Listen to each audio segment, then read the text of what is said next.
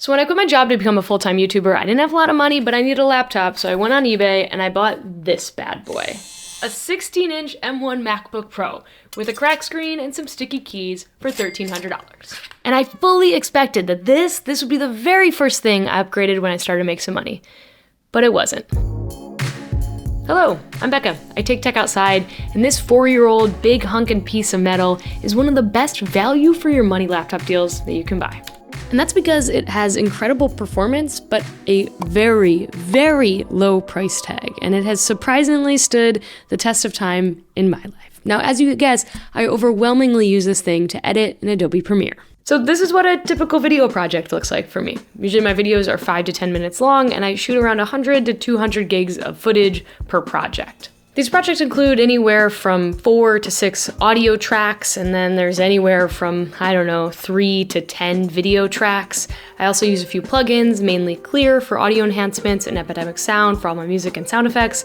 And then there's a bunch of essential graphics I use, like arrows and circles, and those are all from Storyblocks. It's a sizable timeline, but it's no major motion picture. I'm simply a YouTuber. Then there is always at least 15 to 20 tabs open in Chrome, and something is always playing on YouTube. Otherwise, I'm always moving stuff around in Finder. I use Nord for a VPN. I swear by Grammarly. All thumbnails are done in Photoshop. Photos are edited in Lightroom. And Gemini is my AI chatbot of choice. And I also want to mention my most used piece of software outside of course, the Adobe Creative Suite, which is Blip. It's an AirDrop alternative, so you just select whatever you want to send from your Android device, and then select your Mac or, any other device, and it can send links, files, photos, videos, you name it, in an instant. I love it.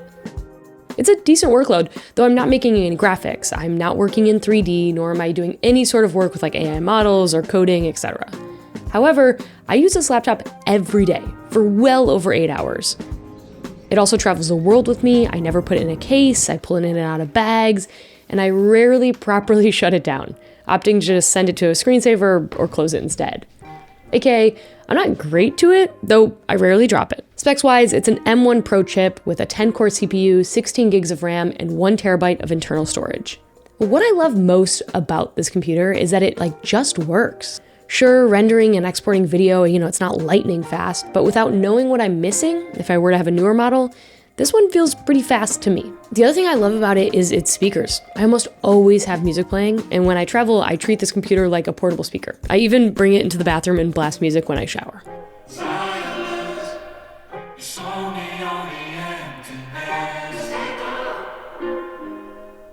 One of the fears I had when buying an old used laptop was battery life, but 1.5 years into me owning it and 4 years into it existing, this computer's gone through 308 battery cycles and still has a maximum capacity of 88%. In practice, this means I can get, maybe 5 to 6 hours of video editing on a single charge, so battery life it hasn't really been a problem for me. Not to mention that when I'm home, it's almost always plugged in. Okay, but now it's time for the most exciting part of this video, which is all of the accessories that I hook up to this computer. So if I'm at my desk, then it is 100% plugged into this 27-inch BenQ monitor. I then have this Keychron keyboard and an Apple Magic Mouse. Now go ahead, fry me in the comments all you want. I will die on this hill, probably alone. I love this mouse. And then there is this. This is the Creator Framer Micro. Now, this next part is sponsored content. Thank you, Framer, for sponsoring this video, but I actually use this thing every day, and I love it.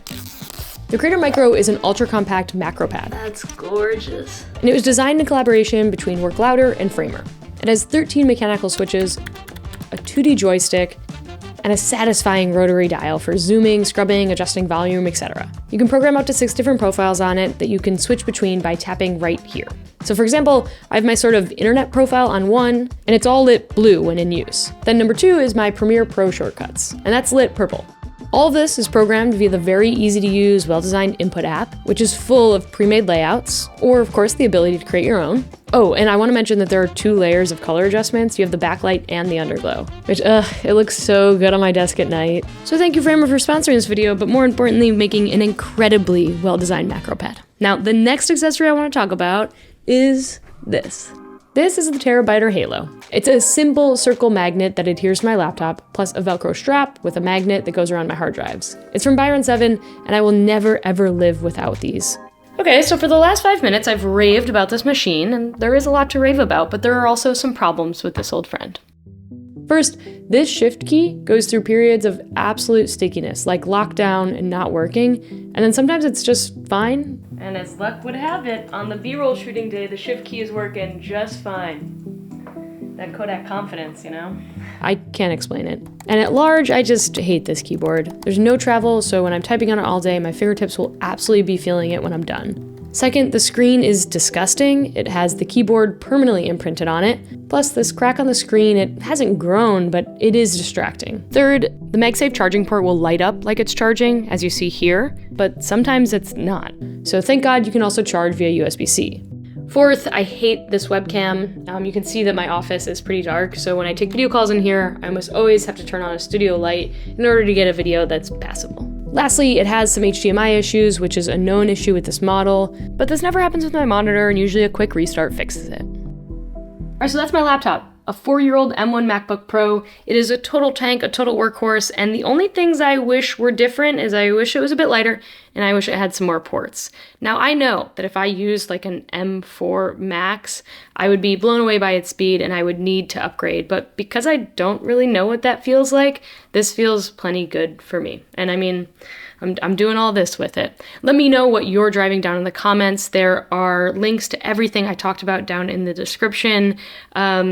And remember, if you're looking for a new laptop, I think it's an archaic idea to think that you need the latest and greatest.